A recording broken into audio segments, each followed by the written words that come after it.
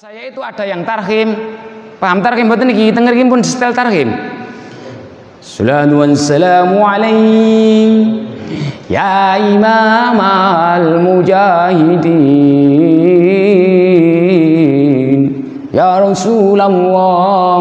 Sekitar 10 menit. Lah kok iso nek masjid itu nyetel kok langsung adzan? Ada apa? Kan ngoten kula bingung. Nanti saling masuk, bingung kula niku.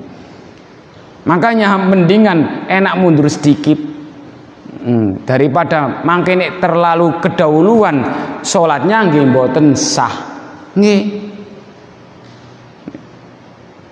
Nek dalam konteks subuh monggo jenengan lebih afdol yang mana pena wong, apalagi di sini aman caranya adzan dengan qomat adalah 15 menit.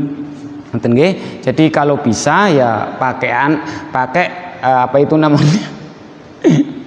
Iku lho, jadwal resmi dari pemerintah. Insya Allah di sana juga orangnya hebat-hebat memahami tentang waktu tulu, waktu munculnya fajar, munculnya matahari dan seterusnya. Di sini ada waktu syuruk, jamnya, jam yang setahun dipakai itu loh Pak, jam waktu. Ngerti nggih?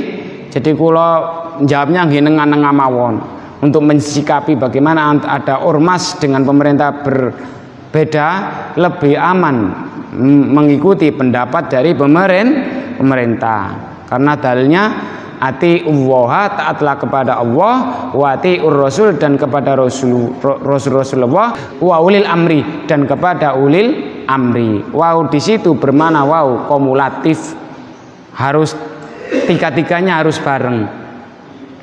Perkara pemerintahnya ada yang seumpama ada oknum yang nggak sesuai dengan ajaran Islam, itu mboten urusan jenengan.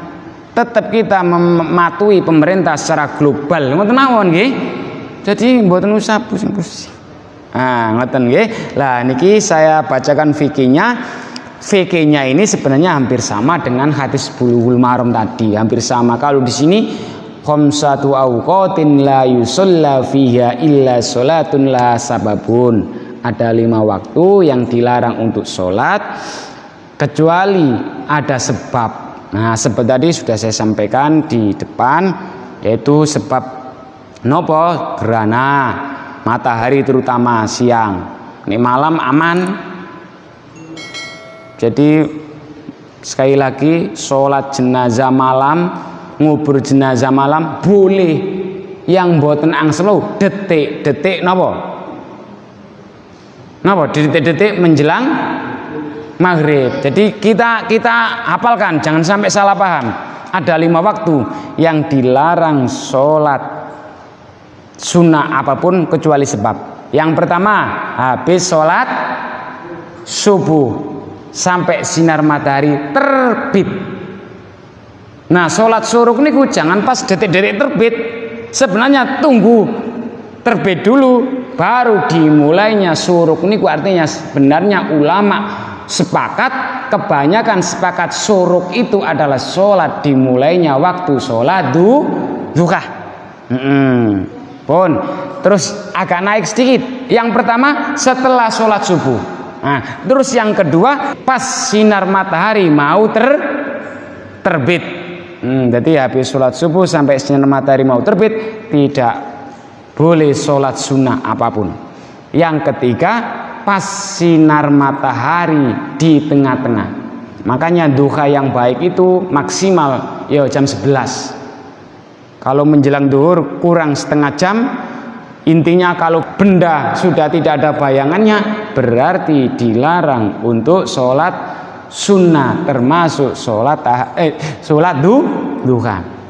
Terus yang keempat setelah sholat asar, makanya tidak ada sholat ba'diyah asar. Terus yang kelima pas sinar matahari mau tenggelam alias maghrib. Makanya sholat qobliyah maghrib itu tidak ada. Nah dulu yang tanya ini pas membahas sholat sunnah rawatib, kan ngoten ceritanya dulu. Nggih, monggo Pak, monggo. Nggih. Nggih. Nggih, jadi nggih, dadi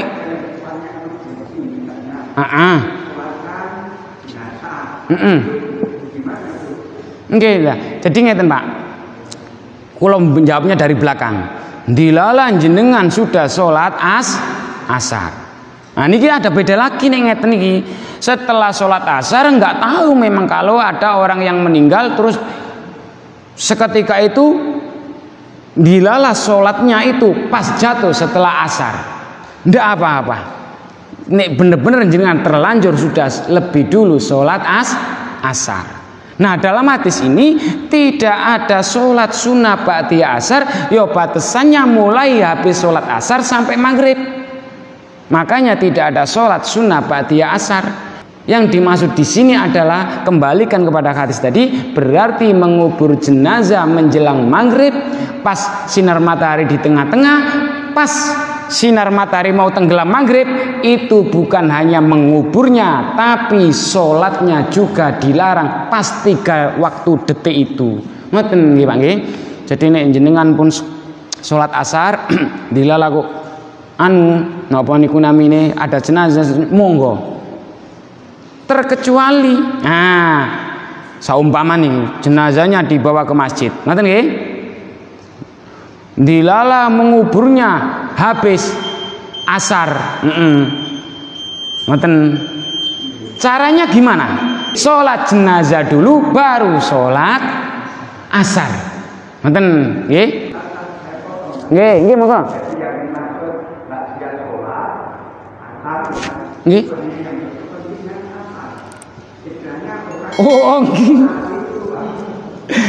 Lah nek ngoten nggih. Nggih jelas lho Pak.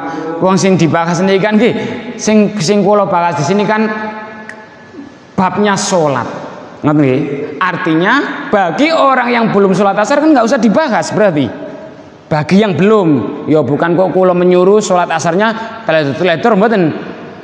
Bener juga bertanya, dilala jenengan sholat asarnya pas ada kematian itu jam 5. Boleh sholat jenazah dulu meskipun sudah waktu azan, ngoten Pak. Niku. Nggih.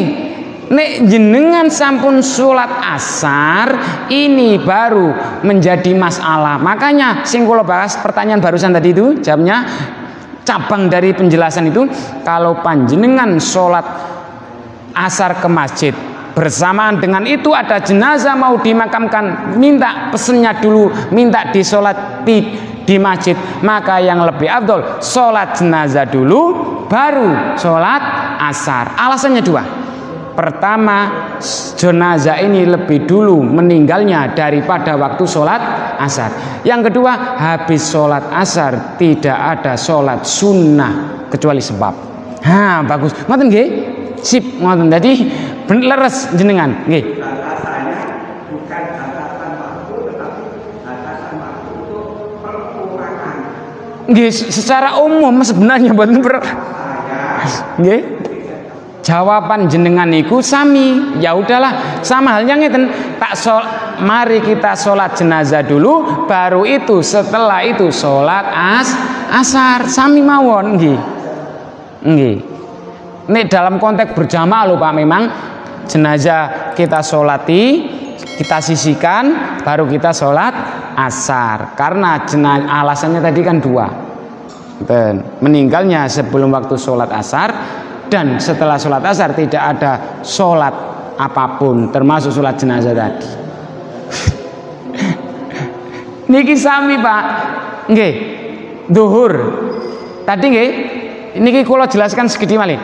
Duhurnya jam setengah 12 lebih 10, dilala jam 11 lebih 1/4. Monggo kita sholat jenazah dulu. Niku mboten angsal, soalnya pas sinar matahari di tengah-tengah. Tunggulah sampai adzan duhur. Nek empun adzan duhur, monggo sholat jenazah riyin. Berarti Gusti Allah di nomor 2 kan kesibukan orang beda-beda.